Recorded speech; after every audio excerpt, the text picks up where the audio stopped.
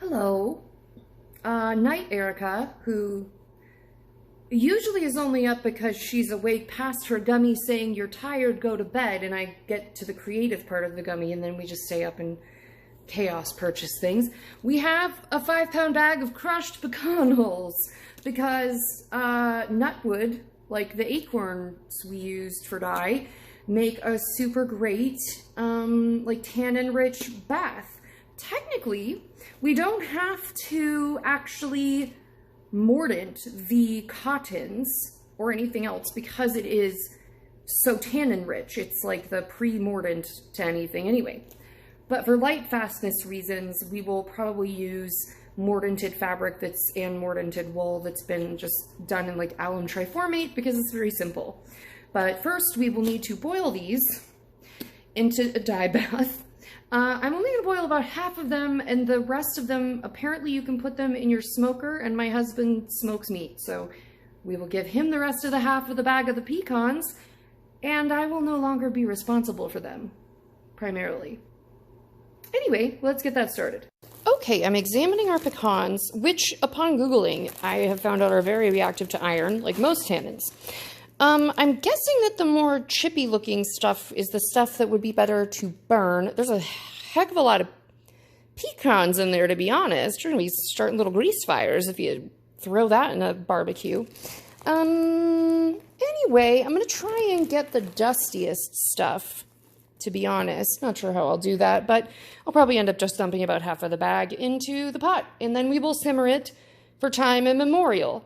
And by that, I mean until the house starts to smell weird or like a pecan, and then I will know that it is probably super saturated and might be a dye bath by then.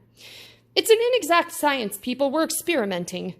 In a not shocking and very Erica development, my dad has described me my whole life as subtle as a heart attack. It's just a whole ass pecan. Anyway, judging by the color that this turned already, I probably didn't need to put in so much pecans that it's pecans all the way to the bottom.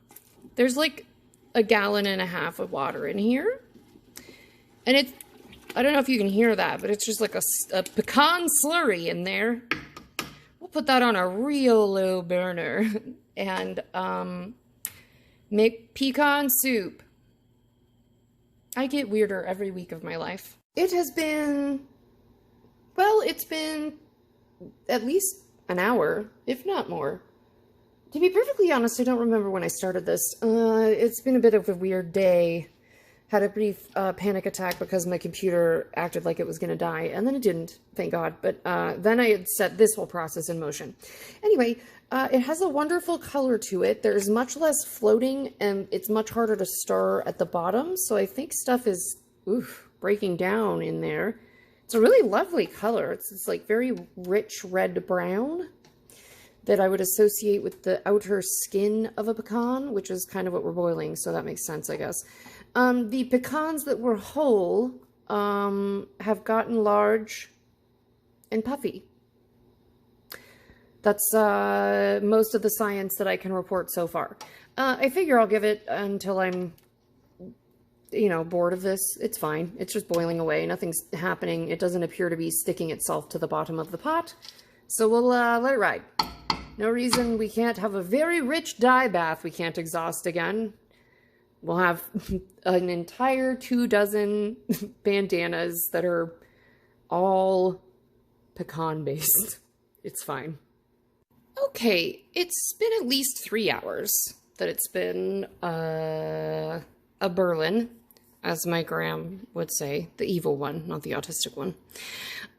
It's a lovely rich color. I still am going to let it steep overnight because I never have not done that before, and also I need to be nice to my hands and give them a break because we're trying to not make our hand disabilities worse this week, Erica. Just a reminder to myself. All right, well, we'll come back to that in the morning.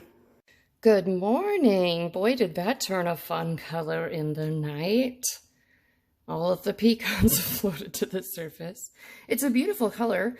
So we'll get dyeing with this. I will scrape out all the pecan goop.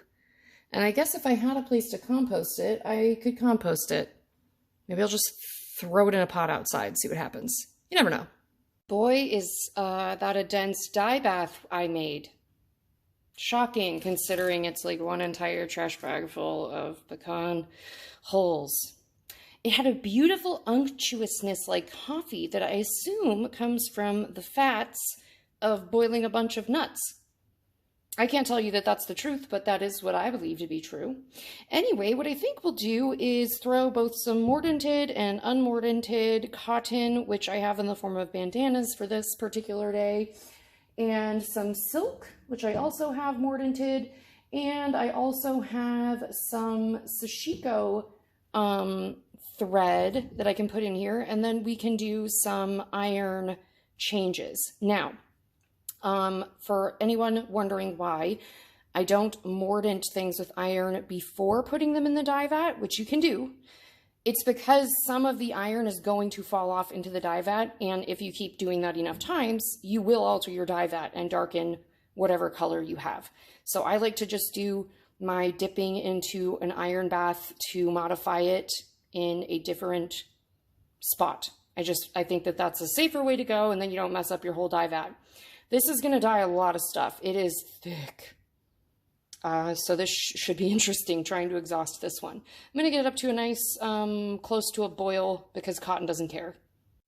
All right, as we start our pecan dyeing process, I wanted to point out a couple things about the mordant.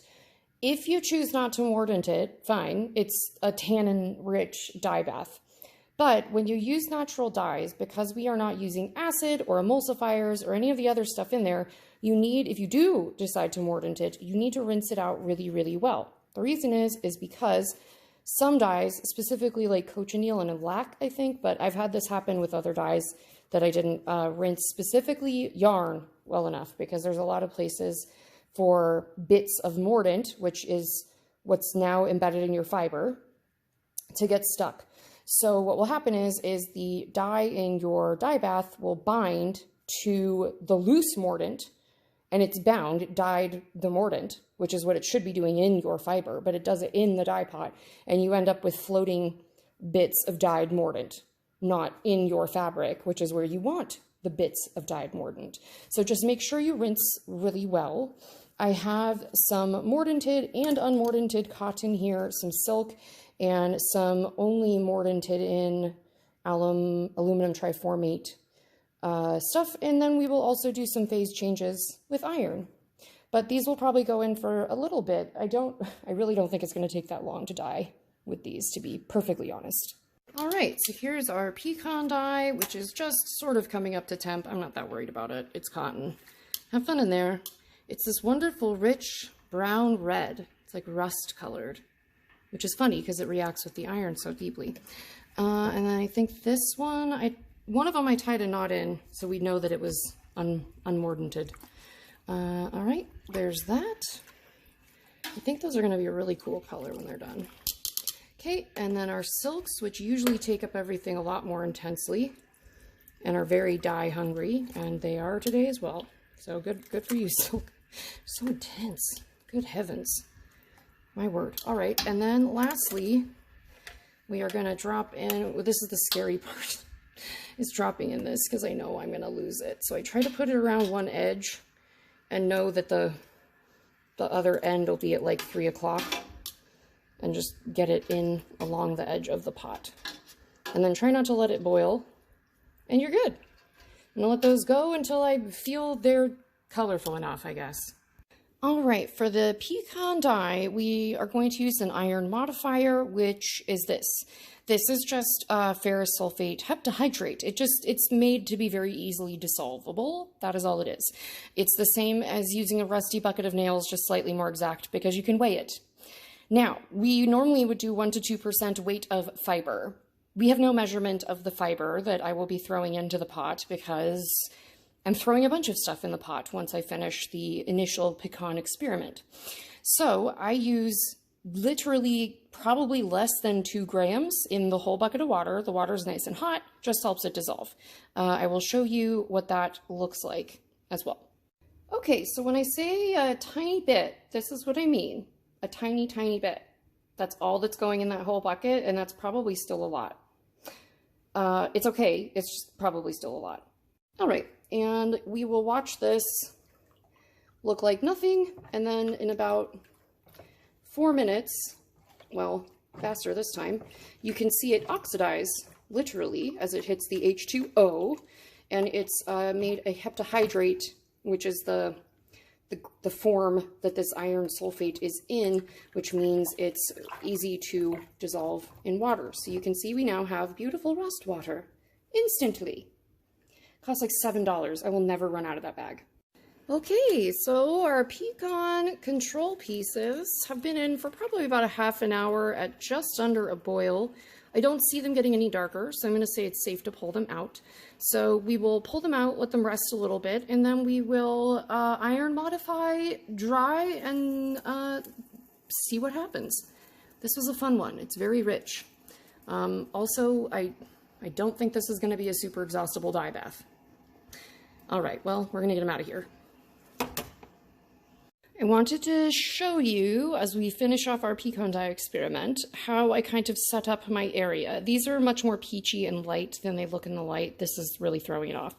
I put some Synthropol in another very hot water bath next to it, and these are our controls that are not going to be put into the iron bath. So I want to give them one rinse before anybody else gets into the Synthropol, because the Synthropol is like kind of a surfactant that makes all the particles not clump together, we'll say, and it allows it to lift it off the surface of the fabric. So the good part about that is that when we dunk these in the iron, if we don't want it to spread or get darker, like for instance on when we're going to dip, we are going to want to dunk it quickly in the Synthropol, which we can then jiggle it in, and it will shake all the iron particles out. So we won't risk them being spread to every other part of it when we wash it. So we're going to use that as our dunk, and I will rinse off the controls that are still very dye rich. It's a very rich dye bath. The cotton looks a wonderful peachy pink in it. Super pretty. And I think it's going to turn a really beautiful, like, light gray color that people would think looks drab, but other people would really like. All right, so here is our pecan iron bath experiment. These I just rinsed out in water so that we wouldn't just be adding a bunch of the dye to the iron bath, but it still sometimes has like a really cool witchy effect and darkens everything around it. This one, not so instantaneous. It might be one that has to oxidize out into the air, but we will give this a good iron dip. We have our silk as a control, that those will be solid, and then I'm going to do some dunks of our sashiko fiber. I'm going to let it sit in there in sections for a minute or two, and then let it oxidize in the air. I'm shocked this is not having more of an effect, to be perfectly honest. Perhaps it needs to just air age. We've experienced that before with the redbud dye. If you go back to that one you could literally see it changing in the light. It was very bizarre. All right, well, we'll give these a second and see what they do. There is an effect happening. You can see that the iron itself changed color. That's not the iron changing color. That's the dye soaking into the iron and being altered. So we should get it darkening to some degree. But I'm fascinated with how slowly it's happening. You don't want to add too much iron because it can weaken the fiber. And I don't know how much too much is yet. So we're not going to risk it. But we'll just give these a minute to do their thing. Very interesting. Even with some air curing, it appears to be largely unaffected.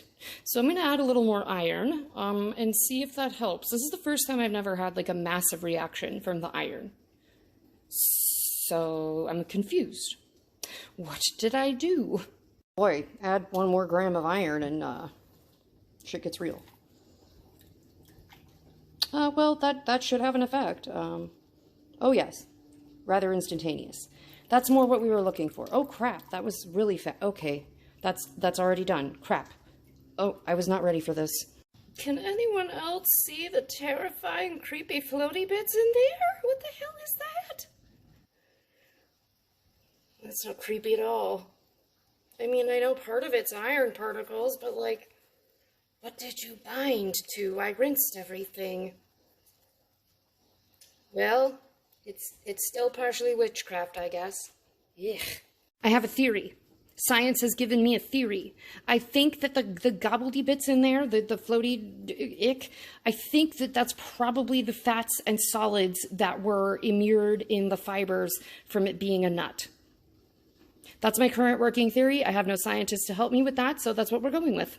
All right, fascinatingly, we learned that whatever is in the pecan dye alters the iron bath in a way that I've never seen before, and it grabbed onto the iron particles, either the fats in it or whatever, but I had to keep adding iron to keep getting it to react.